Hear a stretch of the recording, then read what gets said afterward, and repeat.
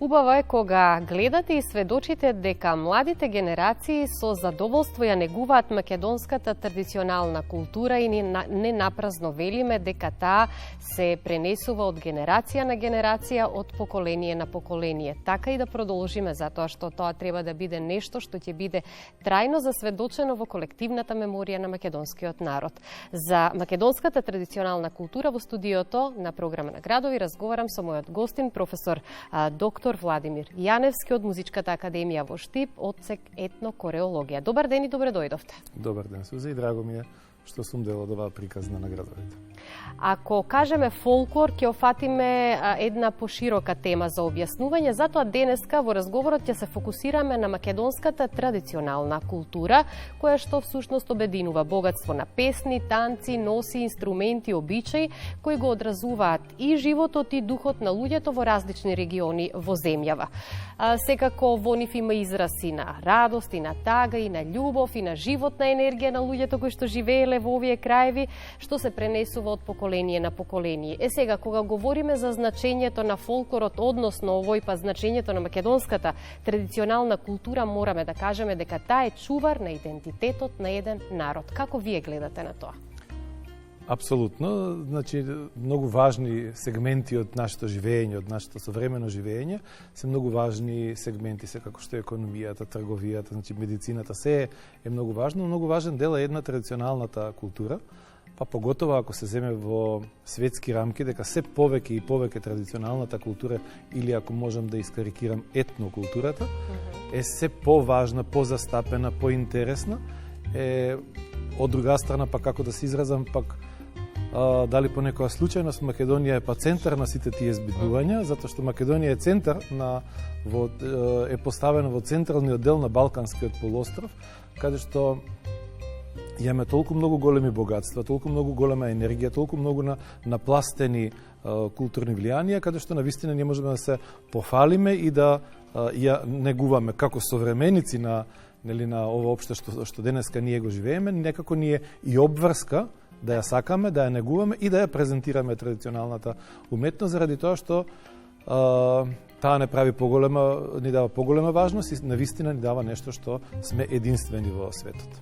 Срцето, односно суштината на ова културно богатство е во различните аспекти на животот на луѓето, како тие живееле, кои обичаи ги негувале, секако почнувајќи од традиционалните носи, кои што го одразуваат богатството на регионалните разлики, па се до музиката, танцот, облеката, украсите и други изрази на народната креативност кои осликуваат душата на нашата земја. Станува збор за една многу интересна и специфична симбиоза, која што и не можете толку едноставно да ја објасните. Апсолутно. Значи, пред секога треба да се зборува за традиционалната култура и кога треба таа култура да се презентира дали на сцената или во поинаков некаков облик, или кога треба да се предаде како урок на нашите студенти, многу е важно да се знае психологијата.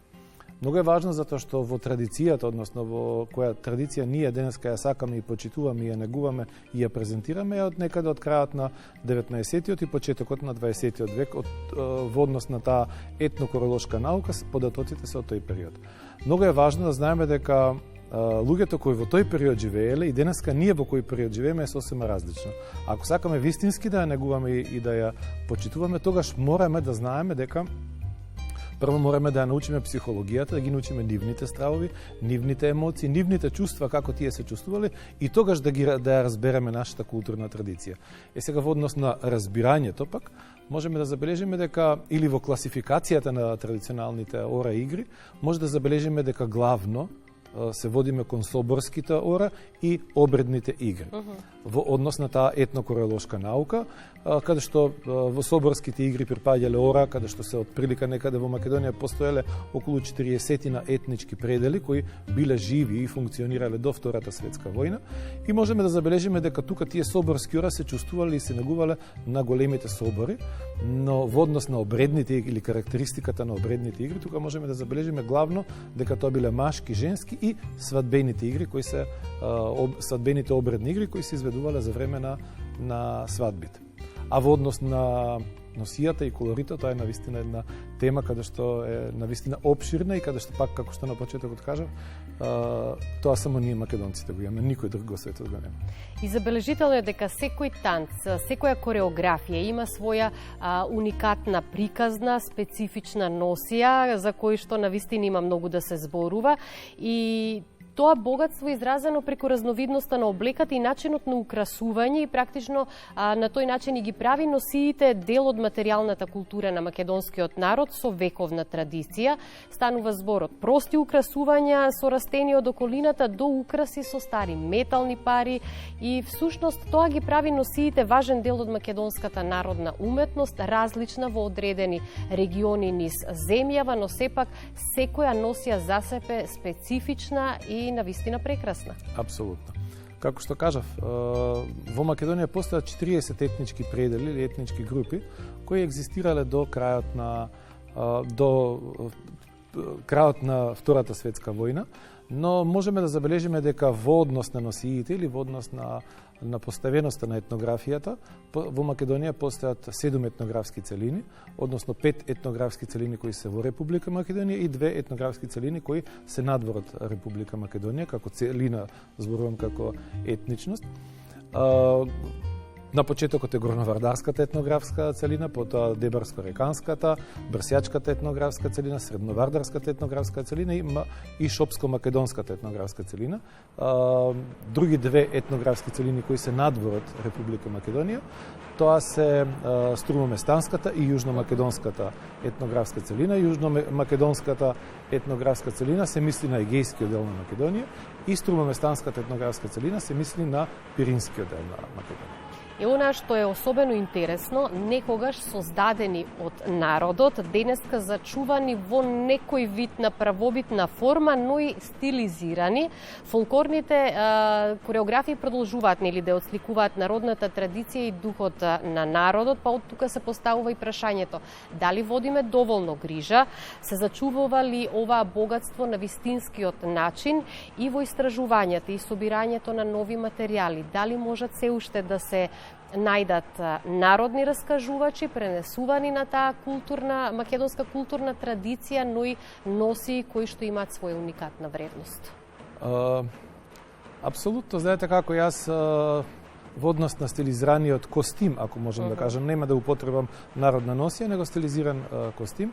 Во однос на стилизацијата и стилизирањето на костимите во културно-уметничките друштва и ансамбли, јас тоа не се согласувам. Зашто не би се согласил? Затоа што Македонија се уште е тло каде што може да се најдат оригинални носии.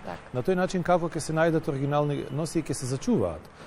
Културно-уметничките друштва и ансамбли се подвижни музеи, каде што треба да се мотивираат што повеќе предмети да се соберат од теренот, заради тоа што ние сме сведеци дека низ годините, и тоа можем да кажем последните 100 години, колку што сме ние свесни и го знаеме тоа, многу голем дел од материјалот, од текстилот, е упропастен, фрлен, запален и уништен.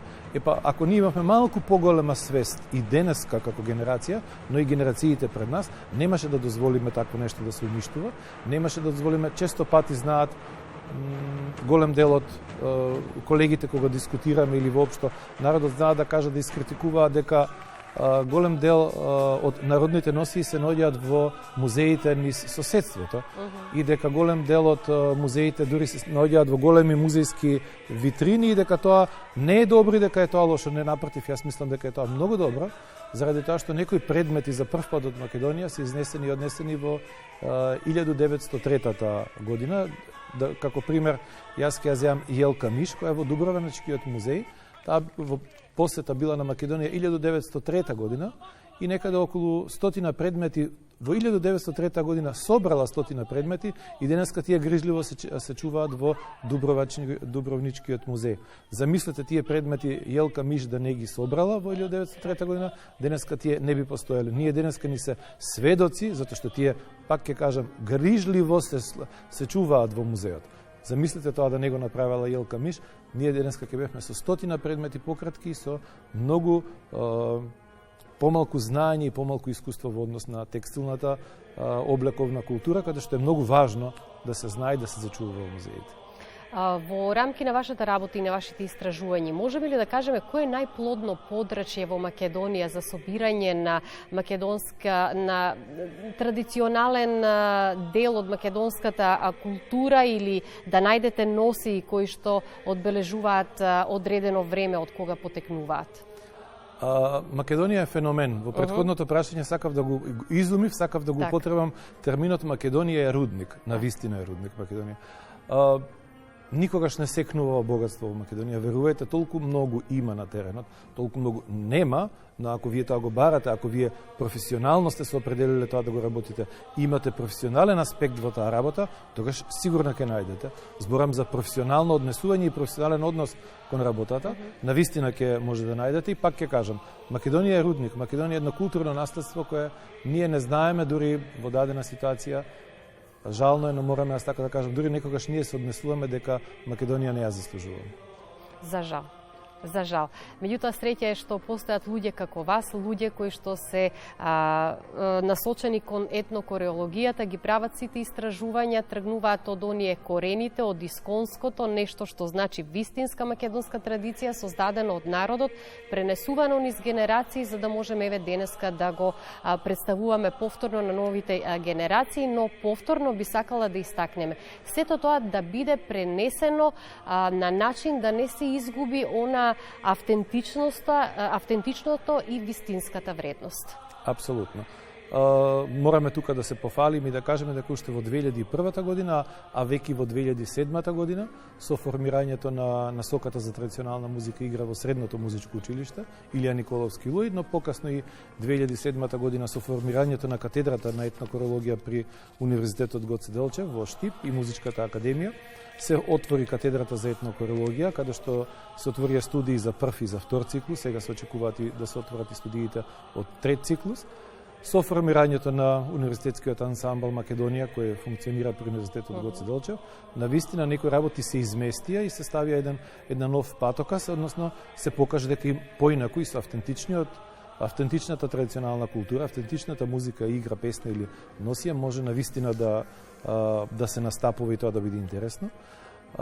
Со таа проблематика навистина се можам да кажам дека се наметнавме дека во државата имаше огромна потреба.